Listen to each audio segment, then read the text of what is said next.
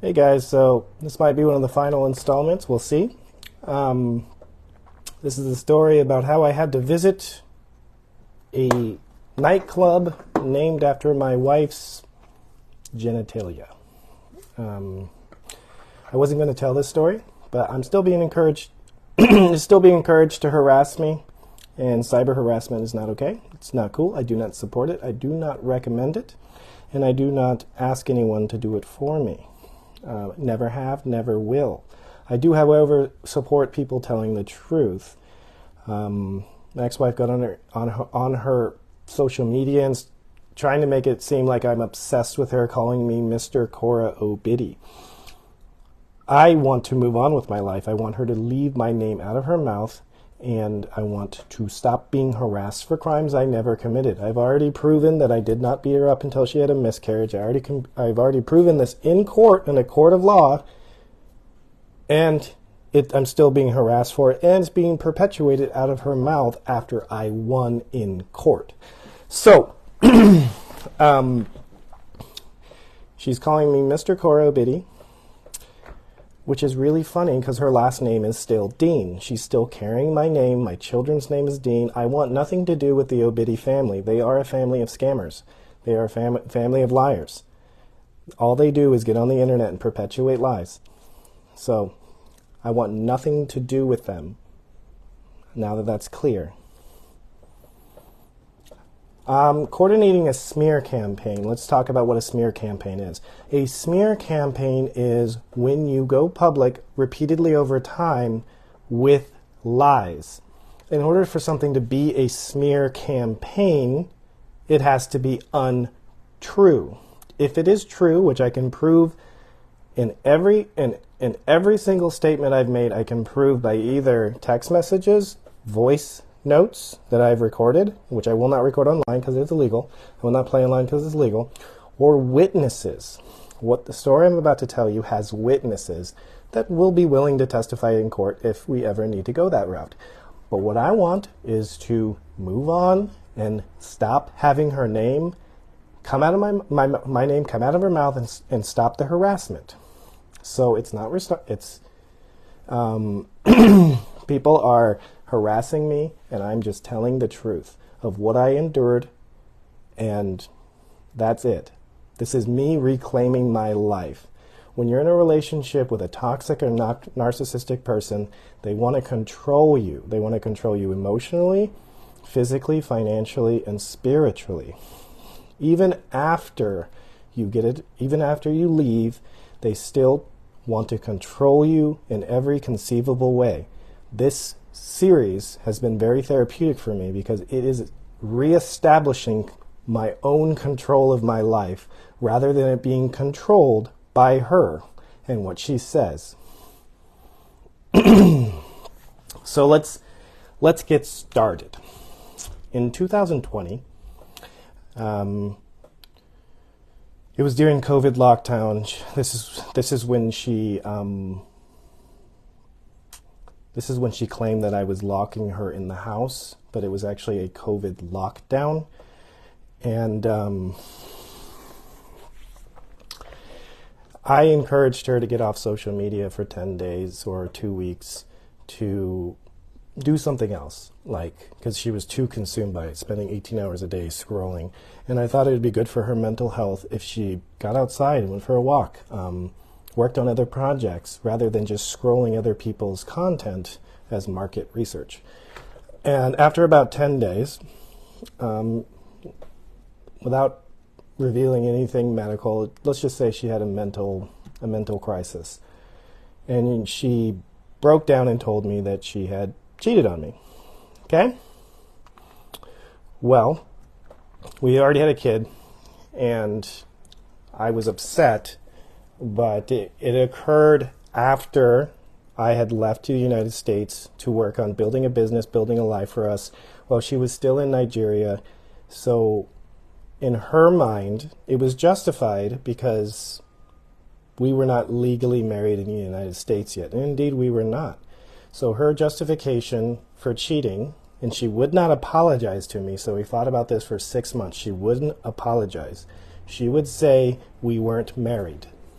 meaning that the traditional marriage doesn't count.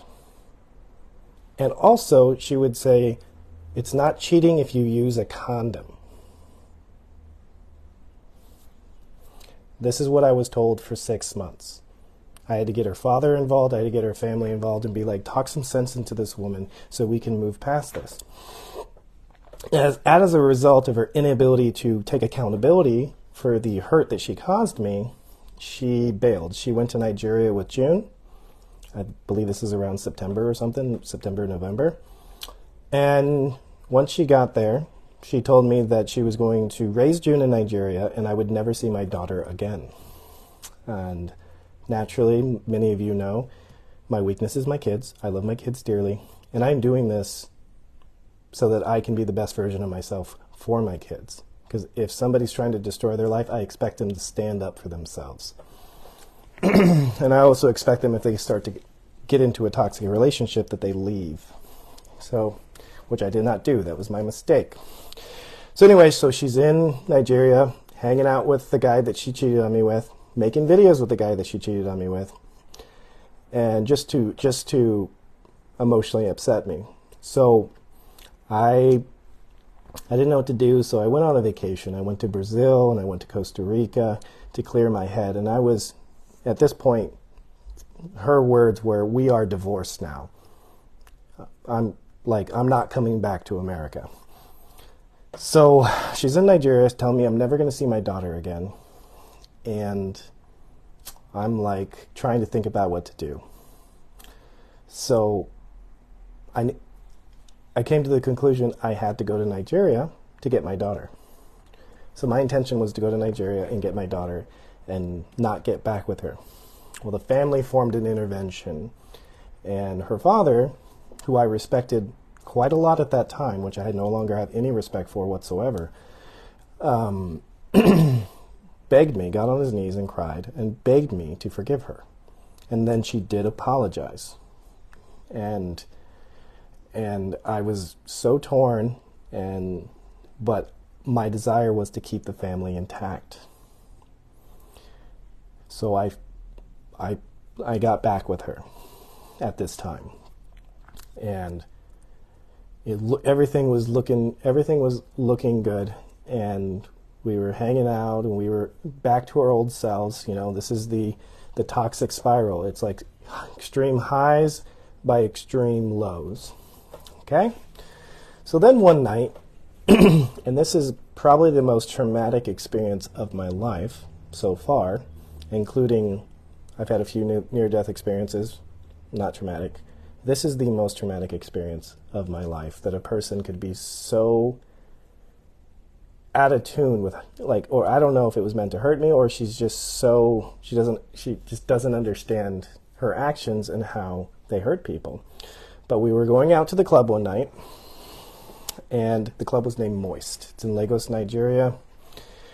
And I'm hanging out there with some of my friends, because I do have many Nigerian friends, and her. And two of my friends overheard her. Well, first, let's back up. This white guy comes up and shakes my hand and gives me a hug. And I was like, who's this guy? He was the owner of the club. His name is Joe. And he comes up and embraces me like a brother, right? And I'm like, okay, this is weird.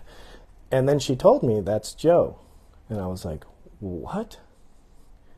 And then she proceeded to tell me that when they were together, she came up with the name of the club, Moist, because she has a moist vagina. And two of my friends overheard this. And I didn't know what to do. You would have thought that I would have got angry, made a scene. I shut down. I just shut down and sat on the couch in complete disbelief that someone could be so disrespectful and have so much lack of respect that she could bring me to a club named after her genitalia while married to me and brag about it. And it's the most traumatic experience of my life. And once again, her father begged me to not leave her. And I was just like, I rationalized it because I was like, this has got to be some kind of mental health thing. This has got to be something. I got to get this woman help. So I still tried to make the marriage work even after that. I am such an idiot. That is the level of dedication that I had to try to keeping the family intact.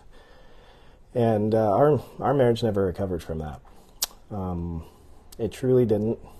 And I was too much of a coward to leave. I was too much of a coward to leave because I was just defeated, honestly. It was a complete, like I felt defeated. Like I had no more fight in me to stand up for myself. So that is one of the most hurtful experiences of my life. And I haven't talked about this in a while. It really brings up some trauma for me. And I'm not saying this because I want people to go harass her. I'm saying this because I have felt controlled by this woman, both in the marriage and out, where it's like I no longer had a voice. I no longer had any sort of self-respect, any sort of pride in myself. And that continued after the divorce. And recently, I've been doing a lot of self-work. And the only way that I could ever truly look at myself in the mirror with any sort of respect is to come out with this publicly. Not because I want to, but because there's so many lies and harassment and so much hate towards me, when all I was a loving husband trying to help her build her dream. And interesting enough, the divorce helped her build her dream by the destruction of me. And that's just not okay. It's just not fair. I'm extremely proud of myself for staying on social media, making content, and proving to myself and everyone else that I am here to stay. I am a worthy human. I'm worthy of life. I'm worthy of love, and I'm worthy of respect. And that was taken from me. And I'm reclaiming it. Can I stop for the sake of my kids? You guys don't understand. If I don't respect myself, and I don't stand up for myself when I'm being bullied, harassed, and trying to have my entire life destroyed, I will never reach my potential as a father. I'll never reach my potential as a husband if I ever get remarried. I will never reach my potential as a human being. When somebody takes from you your self-respect, your self-identity, your self-worth, it's it's hard to get back. And that's why I'm going public with this, not to hurt her in any way. It's to reclaim my own self-respect. And just in case anyone's doubting that this place exists, this is a real business, Lagos, Nigeria, Moist Club, named after my wife's, at the time's, vagina while married to me. She named it herself.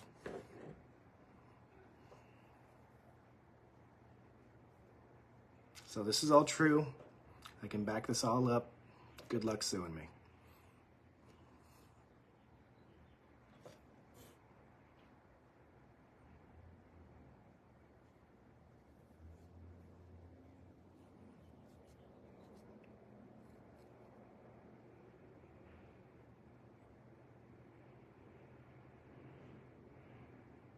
She called me a predator. Interesting.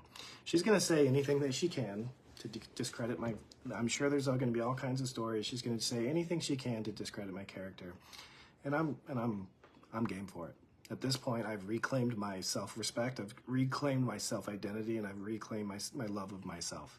So whatever she's going to do, she's going to do. She claimed that I gave her an STD, but she's the one bragging about how many dicks she consumes on a regular basis. Me, the only thing that I have shared from that world is my relationships.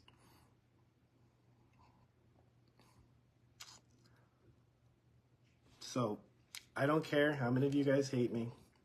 I don't care. I am reclaiming my self-respect. I can look at myself in the mirror now and love the person looking back. Men everywhere do. I am a beacon of hope for men everywhere that have been abused, and they hold that shit in and it eats them up, which is exactly what it did to me. No longer.